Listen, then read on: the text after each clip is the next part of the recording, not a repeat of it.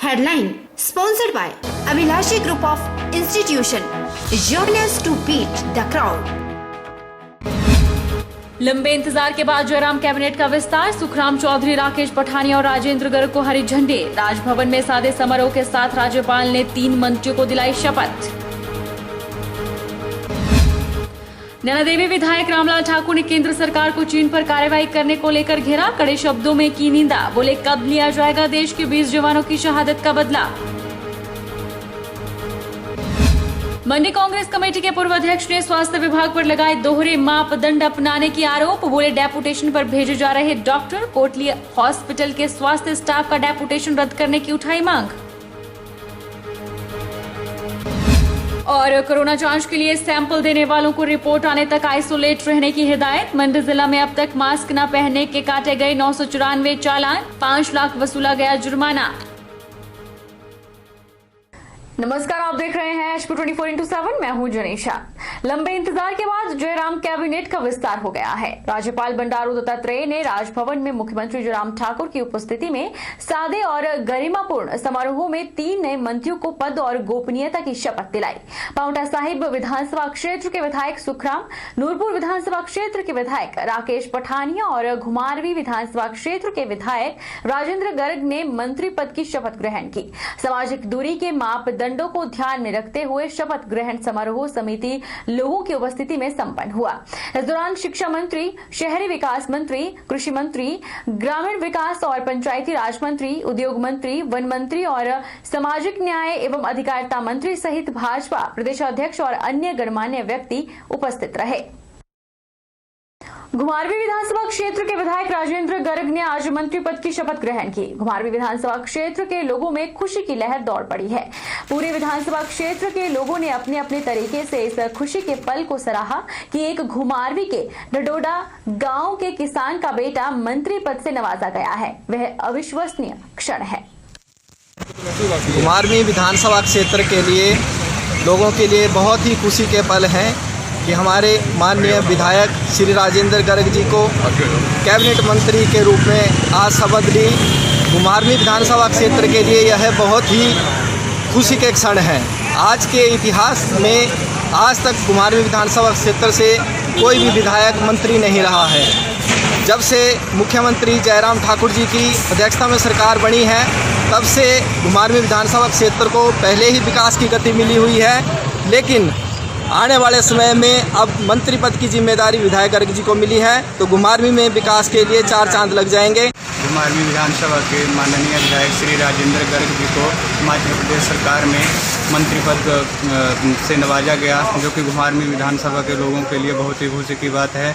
आज से घुमारवी विधानसभा में विकास कार्यों को प्रगति और उन्नति, विधानसभा के क्षेत्र को उन्नति मिलेगी। सोलन जिला कोरोना के मामलों में अव्वल है। जिला सोलन का BBN क्षेत्र कोरोना का गढ़ बन चुका है। यहाँ पर आए दिन दर्जनों नए मामले कोरोना के पाए जा रहे हैं, जिसका मुख्य कारण यहाँ चोर रास्तों से बाहरी राज्यों से कामगारों ने प्रवेश किया था, जिसने इस क्षेत्र को खतरे में डाल दिया है। कोरोना महामारी ने जिला सोलन को अपनी चपेट में ले लिया है। सोलन जिला का BBN क्षेत्र बड़ा हॉटस्पॉट बना हुआ है। यहाँ पर कोरोना के मामले तेज गति से बढ़ रहे हैं। जिला सोलन में कोरोना के कुल 593 मामले हैं, वहीं सक्रिय मामले 382 हैं और यह सिलसिला लगातार बढ़ता ही जा रहा है। दून के विधायक परमजीत सिंह पम्मी से जब कोरोना के बढ़ते मामलों पर बात की गई तो उन्होंने बताया कि जिला प्रशासन ने कोरोना को रोकने का भरपूर प्रयास किया है, लेकिन चोर रास्तों से जो लोग बाहरी राज्यों से आए हैं, उन्होंने यहाँ पर परेशानियां बढ़ा दी है। उन्होंने माना कि चूक तो हुई है, लेकिन अब हर छोटे बड़े चोर रास्तों पर पुलिस की गश्त बढ़ा दी गई है। उन्होंने कहा कि प्रशासन कोरोना से निपटने के लिए हर संभव प्रयास कर रहा है।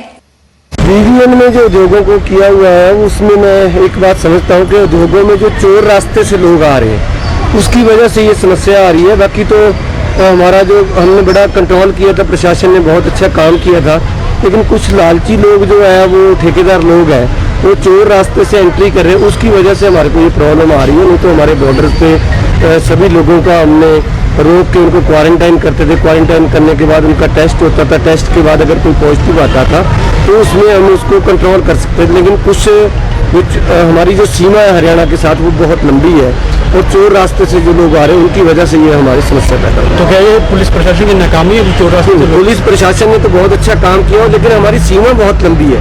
ये पैदल रात को आ जाते हैं पैदल, उसकी वजह से प्रॉब्लम आ रही है। वैसे प्रशासन ने बहुत अच्छा काम किया। अब हमने जो छोटे छोटे नाके थे उनके ऊपर भी पुलिस का पहरा बिठा दिया है। विधायक रामलाल ठाकुर ने केंद्र सरकार की कड़े शब्दों में निंदा की है और कहा कि 56 इंच का सीना अब कहां है। रामलाल ठाकुर ने देश के प्रधानमंत्री, गृह मंत्री और रक्षा मंत्री को कटघरे में खड़े करते हुए पूछा है कि देश के उन 20 जवानों की शहादत का बदला कब लिया जाएगा, कब वह समय आएगा जब भारत की माताओं के कलेजे में ठंडक पड़ेगी जिन्होंने अपने 20 जवान बेटे गंवाए।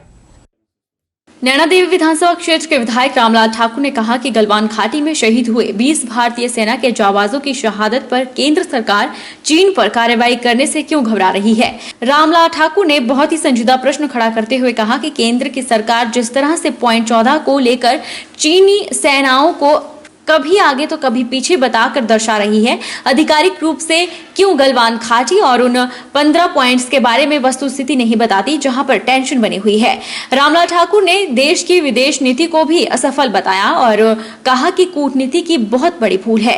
रामलाल ठाकुर ने कहा कि देश के प्रधानमंत्री विदेशी यात्राएं सिर्फ अपने ऐशो आराम के लिए ही करते रहे और देश के लोगों को यह बोल के बरगलाते रहते हैं कि मैं देश की विदेश नीति और कूटनीति को सुदृढ़ कर रहा हूं। रामलाल ठाकुर ने कहा कि देश के वीर योद्धाओं की शहादत बेकार नहीं जा सकती। वर्तमान केंद्र सरकार न सही तो भविष्य में आने वाली सरकारें चीन को जवाब अवश्य देगी।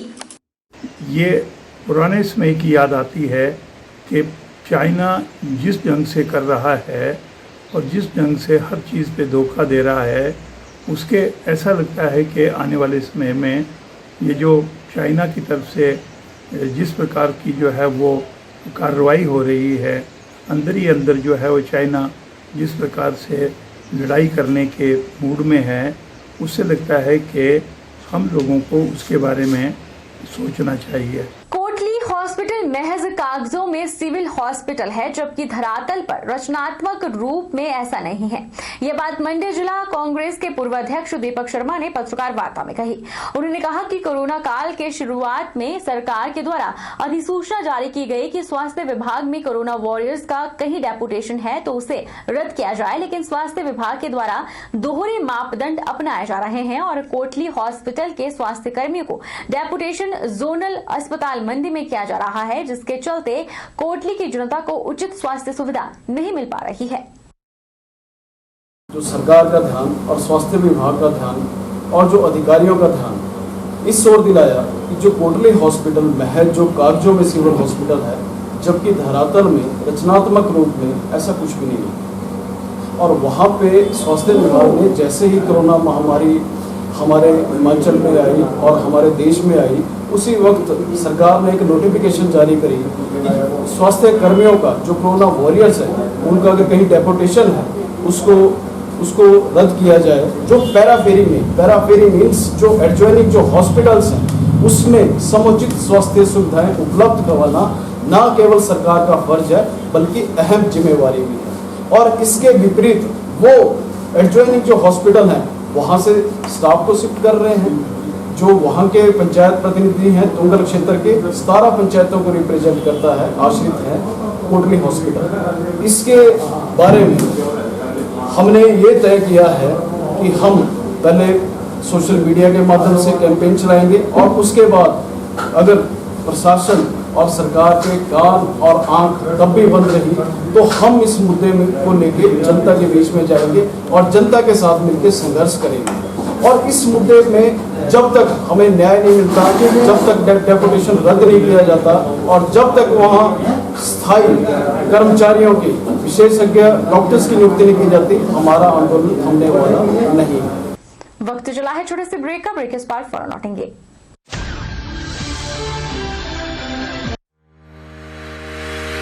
स्किल विज्ञान प्रोग्राम के अंतर्गत युवाओं के लिए सुनहरा अवसर। विज्ञान विषय में जमा 2 उत्तीर्ण और ग्रेजुएट, पोस्ट ग्रेजुएट छात्रों से लेबोरेटरी तकनीशियन और क्वालिटी कंट्रोल बायोलॉजिस्ट की वजीफा सहित 3 माह की ट्रेनिंग के लिए आवेदन आमंत्रित करती है। आवेदन की अंतिम तिथि 31 जुलाई है। आप हमारे हिमकॉस्ट वेबसाइट पर जाएं और दिए गए नंबरों पर संपर्क करें।